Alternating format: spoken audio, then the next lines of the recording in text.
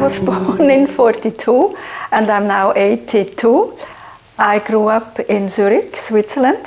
I was working in the company which I had with my husband, and I was designing backpacks, travel bags, everything connected with traveling, even fashionable handbags.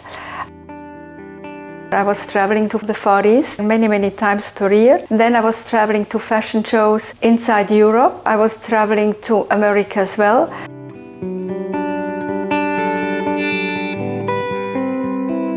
And there came a time I was asking myself, do I want to do this for the next till I'm 65 years old? And I decided maybe one day I would like to do something else, but I had no idea what I could do and what and when. So when I was 55, I really had the feeling I want to do something else, and that's when it happened. The thing happened not from one day to another. I had met a man, and his name is Ara, and he has one day told me, why don't you go to Tarifa? There are orcas and dolphins there. And I must say, I was then already diving a lot and had never heard that in southern Spain there were orcas.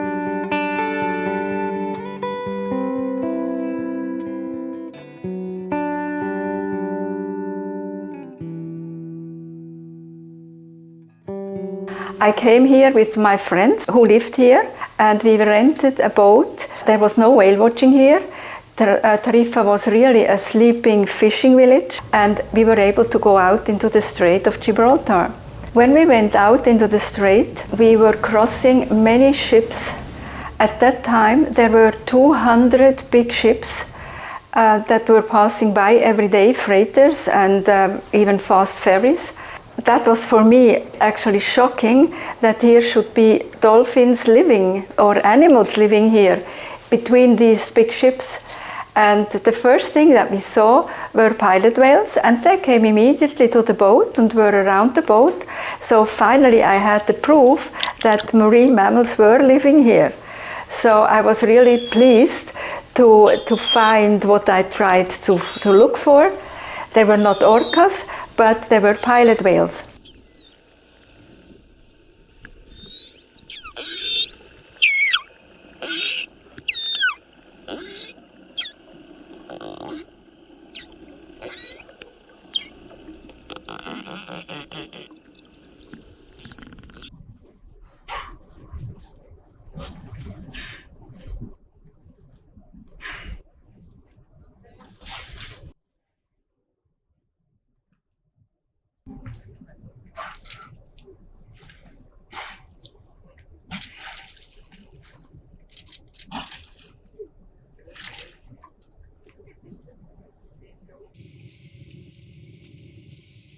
And the next, there were a lot of dolphins coming, and that was also really sweet. They were along the boat and parallel to the boat, and on the way back we had bottlenose dolphins, and from very far away one was jumping up like this and doing this, and in the next moment 2 others came and formed with their lips a heart, and that was really when I was caught.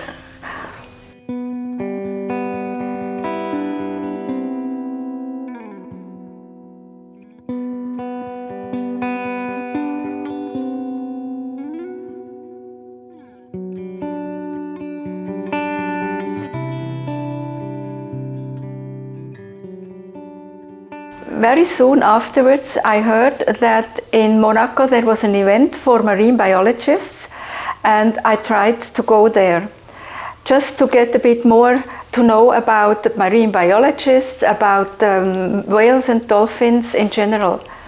And there, by accident, I met 2 students from the University of Basel. And when I told them that what I had seen here in the Strait of Gibraltar, they hardly could believe it, because also they had not heard that there were marine mammals living here in the strait with all this traffic we have here. And when they told the Professor Davidsen at the time, he immediately said, I will help. So that was then, of course, when I decided we will found a foundation for information and research on marine mammals, FIRMM.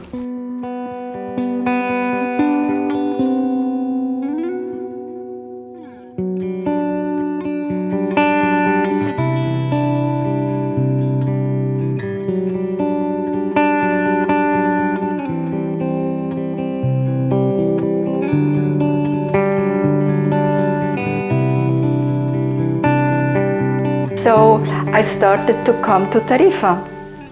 I rented a bar, an old stinky bar, and we had then to repair it, and we made a nice office. Then I bought a little dinghy, and that was a boat that was, of course, afterwards we discovered that it was not the right boat for the strait with all the high waves and the wind we have here. So after 1 year we sold this boat and we bought a real boat which took 12 people on the boat. That was how it became slowly known.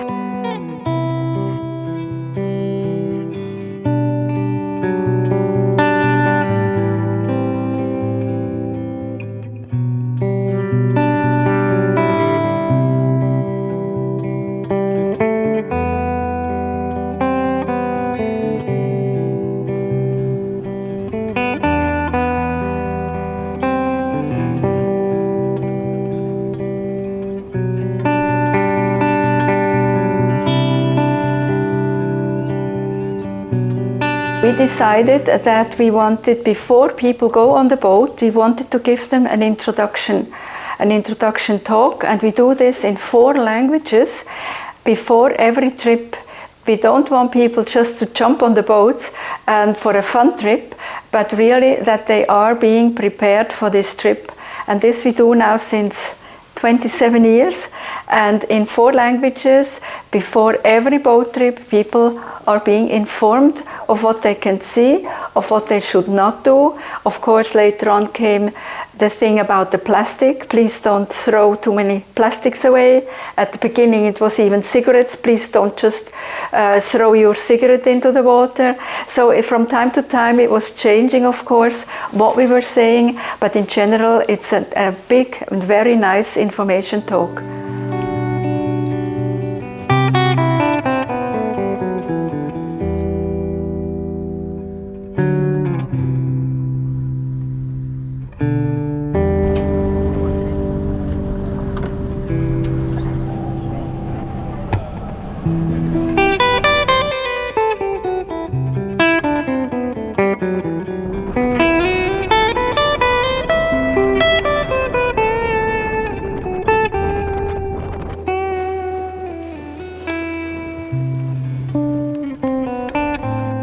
Well, I'm always looking forward. What are we going to see today? Because we never know. And also we have a lot of experience how to find them, but we never know who we are going to find, which animals, which species, and there is always a surprise there waiting for us. Basically every day is a new surprise. They are moving differently, the currents are different, the tides are different, so there is never a repetition, never.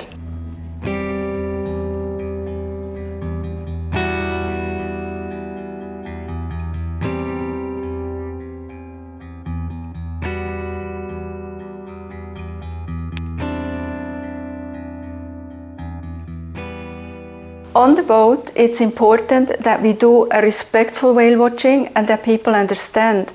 The thing is that later on, when other boats started to do whale watching, they didn't do it respectfully.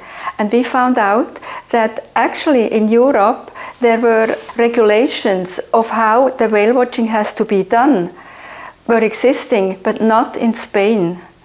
So that was something I really wanted to bring to Spain, and we found a group in Tenerife who had the same problems with people who were harassing the animals, and together with this group from Tenerife we brought the respectful whale watching regulations to the government in Madrid, and from there it took 5 years to come back to us whale watchers how we should really follow all these rules. And we are doing this. We are not harassing the animals. We are not going straight into them. We try to go parallel. And I must say, they very often come to the boat because the youngsters are very curious. The young dolphins or young pilot whales, they're curious and then come and watch and inspect our boat, which then of course is really a pleasure for us.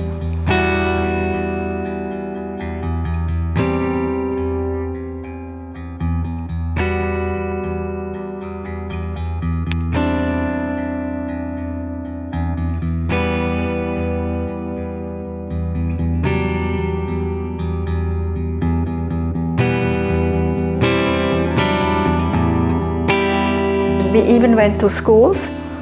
I had volunteers, 2 students from the University of Cadiz, and already in the first winter they went to schools from Algeciras to Cadiz, to every school in January and February, and informed the children of what we have here. We have also presented academic works on the board of International Whaling Commission, and it has been done with Jörn, with our biologists, and with veterinarians and the University of Basel. It was honored there, and I'm very happy. After 20 years of continuous data collection for the research, the University of Basel awarded me an honorary doctorate. I hadn't even known that you could get the doctorate as a non-academic, and I was naturally very surprised.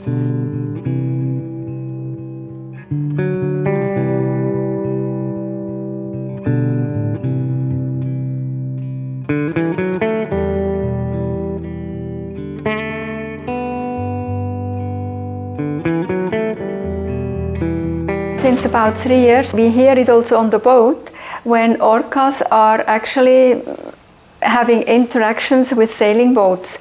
And of course they damage sailing boats. They don't want to do harm, kind of a play, but of course for the sailors that's not funny. And we hear there are more than 600 happenings of this during the last 3 years. The pod that are interacting orcas, it's not the pod that we know since 25 years, it's a different pod. 1 or 2 boats try to shoot at the orcas, but it's totally forbidden and they have been punished. And we know, of course, when is it happening, because this we hear on the boat, and our biologist is also in an app where he always gets messages, so we know a bit where these orcas are.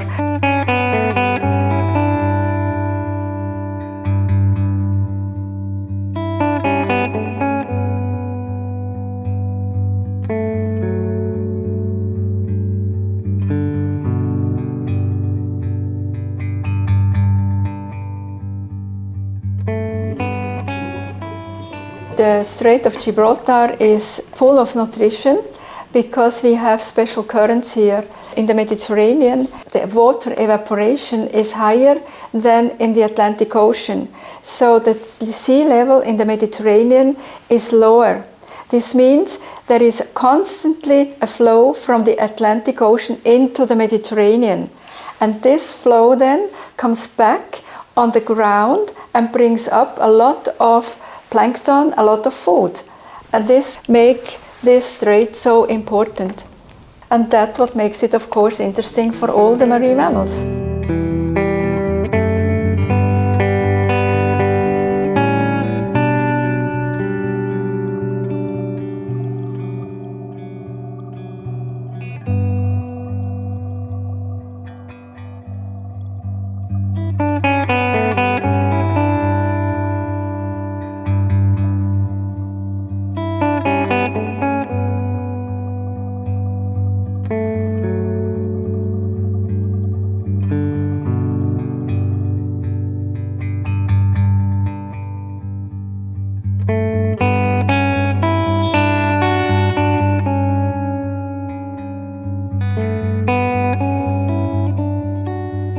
Actually, there are no other women around in this business or on boats.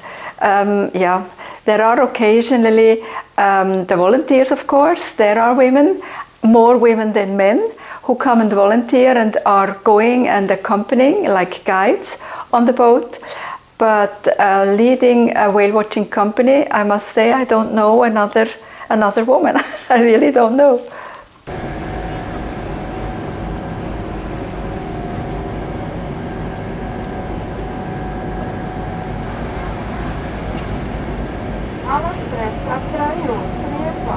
It's a man's world on the sea. So, I mean, I've had very hard times at the beginning. They were really doing everything against me. And I had really 4 or 5 years which were very hard, because the macho Spanish people, all the machos here, they didn't like me, not a Swiss woman, where they have no sea, where they have no whales. And she comes here to tell the people where we can find animals. That was a bit hard for the Spanish. I must say, in the meantime, most of the people really have accepted me and have nothing against me being on the boat.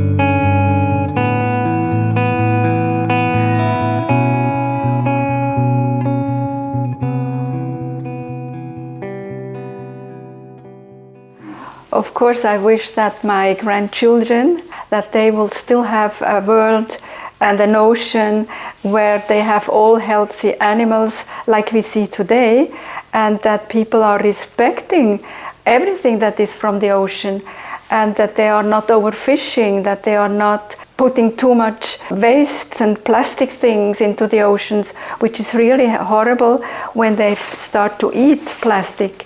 And we have had really painful example. It was a big turtle and it has 12 kilos of plastic inside her stomach. And she couldn't dive anymore. And just a couple of weeks ago, they were releasing it after, of course, nourishing it. And she was doing well. And we were able to meet this boat and be with them when they were releasing this turtle. And it was really great how this turtle, as soon as she felt water around her body, she just dove and went away.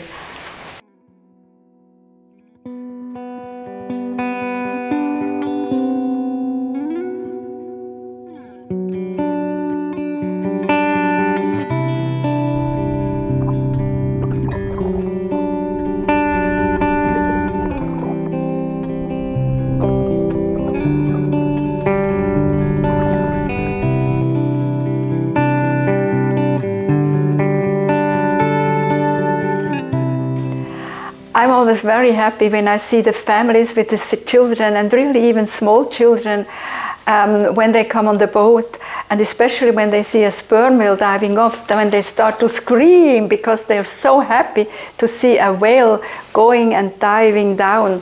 So it makes me really happy to see so many families with children. And of course I hope that these children, and I even know that more than one, which we have had in our courses, we have been giving courses for the last 20 years, and weekly courses, and there were even children who became biologists in the meantime, and this is of course very great.